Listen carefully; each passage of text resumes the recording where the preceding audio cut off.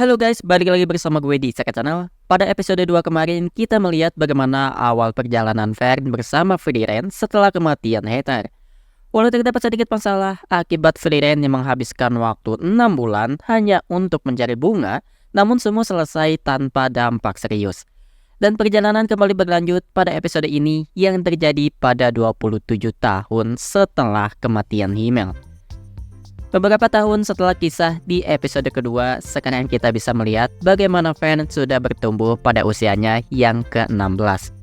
Tampak jelas di sini Fern sudah lebih tinggi dari Frieren dan bahkan memiliki aset yang jauh lebih besar.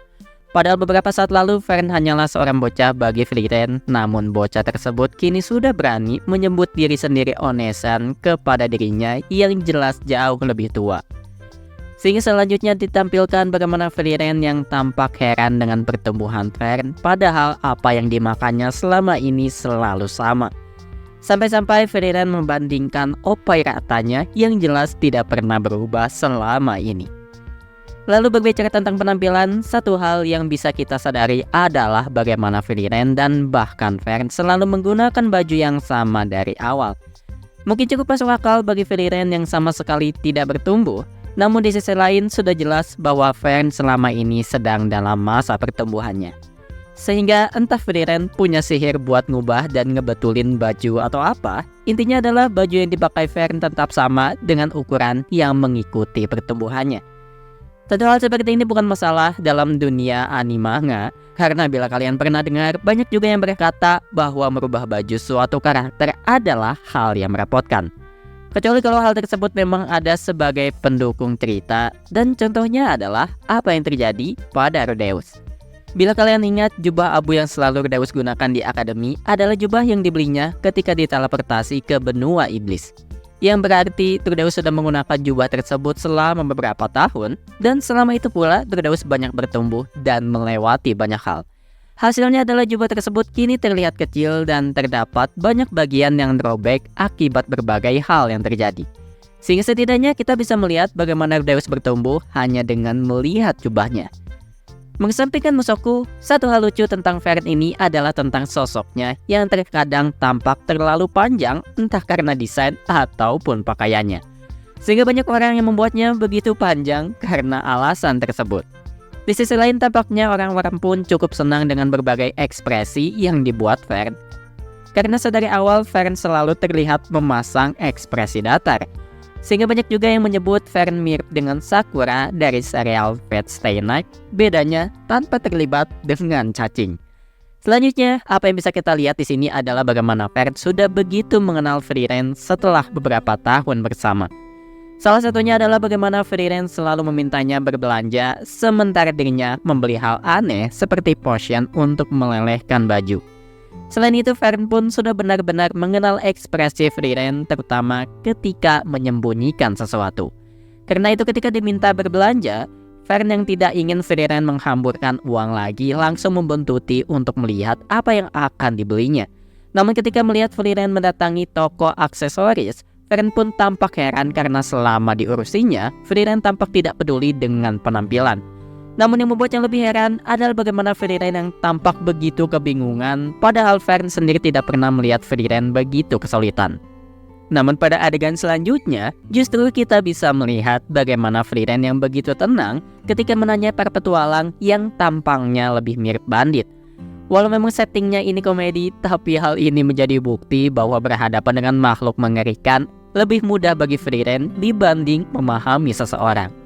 Dan itulah inti dari tingkah Frieren pada episode ini, di mana dirinya ingin mencoba mengenal Fern. Alasannya karena hal tersebut tidak sempat dilakukannya dulu ketika berpetualang bersama Himmel dan yang lain.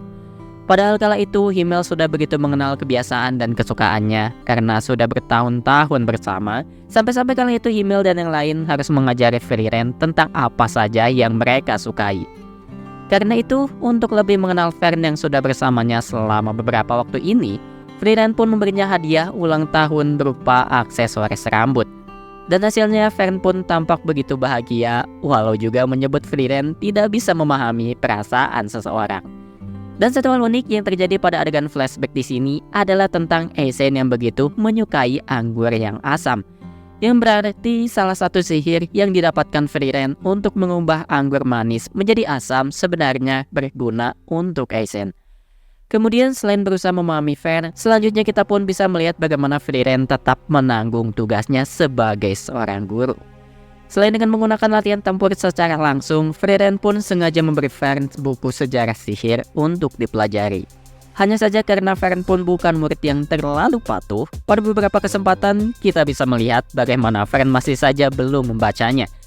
Sampai-sampai Frieren berkata akan membacakannya sebagai dongeng sebelum tidur agar Fern bisa mengetahui isinya. Namun setelah berbagai penundaan, akhirnya Fern pun tidak membaca buku tersebut hingga pertarungan tiba. Yaitu pertarungan melawan iblis penyihir yang begitu berbahaya yang telah disegel Frieren di suatu desa. Yang mana iblis tersebut bernama Qual dan memiliki sihir pembunuh bernama Zoltrak yang sangat kuat. Dan sihir pembunuh inilah yang menjadi alasan mengapa Frieren memutuskan untuk menyegel Qual 80 tahun lalu. Karena sihir tersebut terlalu kuat untuk Himmel dan juga dirinya, karena dikatakan bahwa 40% petualang dan 70% penyihir di wilayah tersebut menjadi korbannya. Yang berarti perkataan Frieren tentang bagaimana kematian murid penyihir begitu tinggi bukanlah sebuah kebohongan, mengingat berbagai hal yang terjadi dalam petualangannya termasuk Qual ini. Singkat saja, Frieren pun berhasil menang dengan menggunakan Zoltrak yang merupakan sihir andalan Qual sendiri. Yang mana hal tersebut dapat terjadi berkat Frieren juga yang berhasil menahannya dalam waktu yang cukup lama. Dan hal ini berbanding terbalik dengan apa yang dikatakan Frieren sebelumnya tentang bagaimana Zoltrak bisa menembus segala bentuk pertahanan. Karena inilah alasan Frieren ingin Fern segera membaca buku yang diberinya, karena di dalamnya terdapat sejarah mengenai bagaimana manusia mempelajari sihir mematikan tersebut agar bisa melawannya.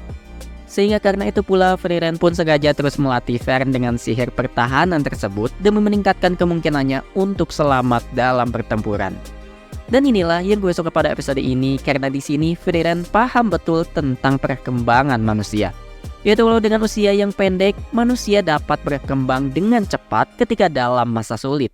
Contoh nyatanya adalah apa yang terjadi ketika Perang Dunia, yang menyebabkan teknologi dan peralatan perang berkembang dengan cepat, atau contoh lainnya adalah apa yang terjadi ketika pandemi dulu, di mana banyak hal baru yang diterapkan demi bisa menekan jumlah kasus yang terjadi.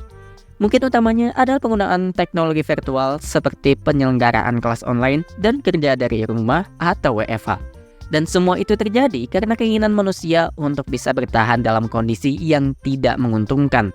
Dan hal ini sejalan dengan sebuah ungkapan yang menyatakan bahwa manusia akan menjadi kuat di saat sulit. Sehingga segala hal dapat berkembang dengan cepat pada saat mendesak, seperti bagaimana para pelajar yang tiba-tiba menjadi pintar sesaat sebelum deadline. Hanya saja pada keadaan damai seperti ini, manusia justru cenderung menjadi lemah karena tidak merasa terdesak. Karena seperti yang kalian tahu, selama ini ada aja hal nggak penting yang bermunculan, yang umumnya disebarkan media barat seperti propaganda kaum tertentu yang seakan paling terzolimi. Padahal apa yang mereka permasalahkan adalah hal yang sudah jelas, namun ada saja yang dibuat-buat agar permasalahan mereka diakui.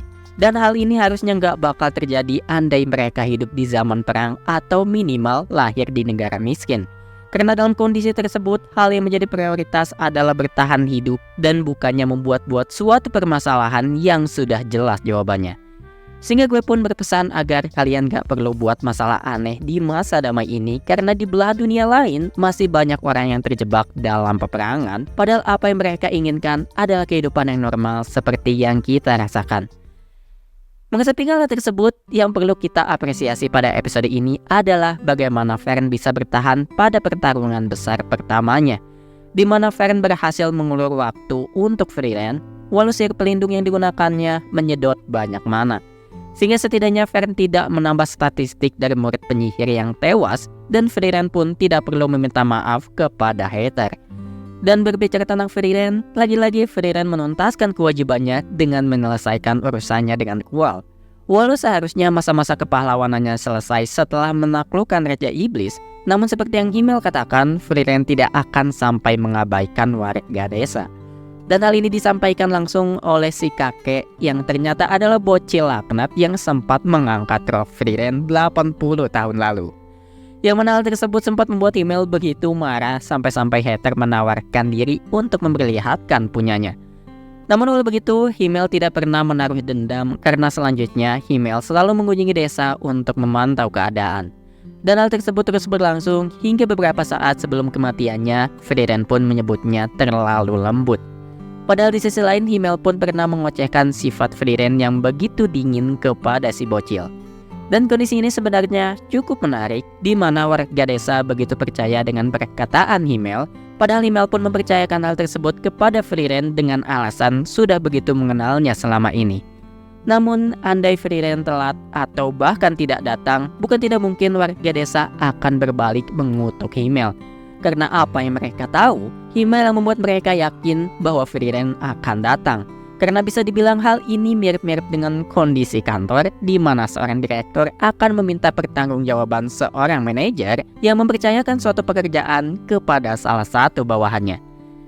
Terakhir, sebagai penutup, di episode ini kita sempat mendengar bahwa sebisa mungkin Frieren ingin mencoba menapaki kembali petualangan yang dilaluinya dulu. Yang mana hal ini tidak terlepas dari apa yang terjadi di episode 2 ketika membersihkan patung Himmel dan menumbuhkan bunga yang berasal dari kampung halamannya. Sehingga kisah kepahlawanannya tidak akan pudar, atau dengan kata lain, kita akan selalu ditemani flashback dari kisah tersebut.